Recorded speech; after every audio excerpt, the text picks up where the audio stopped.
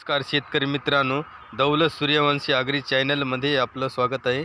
शेतकरी मित्रांनो, तूर या पिकामध्ये सध्या 95 ते 96% शेंगा येतात। या अवस्थेमध्ये आपण कोणती फवारणी करायला पाहिजे या व्हिडिओच्या माध्यमामधून बघू।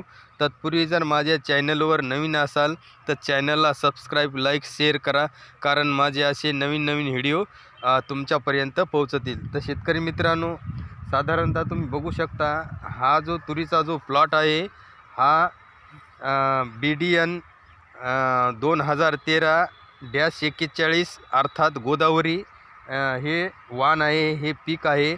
आता यामध्ये साधारणतः गोदावरी जे वाण आहे हे 165 दिवसाचं आहे। यामध्ये हे पूर्ण मॅच्युरिटी होते, हार्वेस्टिंगला येते। आता बघू आपण साधारण याची लागवडीची ही साधारण 4 फूट अंतर आहे दोन्ही वळीमधलं, आणि 1 फुटावर साधारणतः लागवड केलेली आहे, म्हणजे 4 बाय 1 वर या सीडची गोदावरीचे जे तूर आहे या पिकाची लागवड केलेली आहे। आता तुम्ही बघू शकता, यावर आपल्याला एक महत्त्वाची फवारणी बघायची आहे। आणि हे जे गोदावरीचं जे पीक आहे, हे जे तुरीचं जे वाण आहे, याला तुम्ही पहिल्यांदा बघू शकता किती प्रकारे कशा भरपूर असा माल लागलेला शेंगा आहे। हे बघू शकता तुम्ही, हा जो प्लॉट हा खूप शेंगानं भरगत झालेला आहे, बघू शकता तुम्ही प्रत्यक्ष या ठिकाणी।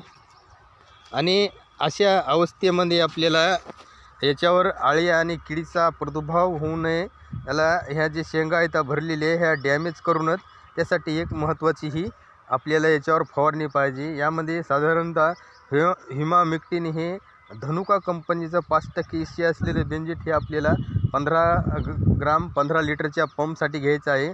आणि यामध्ये अशा ढगाळ वातावरणामुळं बुरशीचा अटॅक होऊ नये म्हणून आपल्याला साफ हे 40 ग्राम घ्यायचे 15 लिटरच्या पंपसाठी। आणि यामध्ये भरपूर असे म्हणजे सीड जे दाणे आहेत तुरीचे मोठाले होण्यासाठी आपल्याला एक विद्रोही खत घ्यायचं आहे, ज्यामध्ये 0050 हे 75 ग्राम घ्यायचं आहे आपल्याला 15 लिटरच्या पाण्यासाठी। साधारणतः याचं कॉम्बिनेशन करून आपल्याला ही फवारणी करायची आहे, जेणेकरून की आळी आणि किडीचा प्रादुर्भाव आढळून येणार नाही। आणि यामध्ये जे आपल्याला जे उत्पन्नाचं टार्गेट आहे हे आपल्याला टार्गेटपर्यंत आपण पोहोचू शकेल, ह्या अशा प्रकारे ही फवारणी करायला पाहिजे। आणि साधारणतः हे BDN जे 2013-41 हे वाण मी माझ्या चॅनलच्या माध्यमामधून बरेच वेळेस सांगितलं होतं की हा जो एकरी जो उत्पन्नाचा याचा जो ॲव्हरेज आहे साधारणतः 25 क्विंटल हे 100% होऊ शकते, कारण ह्याप्रमाणे आपण खत व्यवस्थापन आणि पाणी व्यवस्थापन आणि फवारणीचे व्यवस्थापन जर केलं तर उत्पन्न घ्यायला काही अडचण नाही।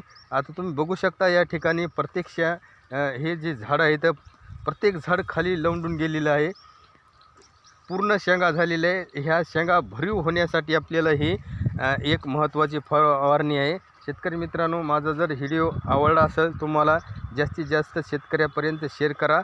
धन्यवाद, भेटू नेक्स्ट व्हिडिओमध्ये।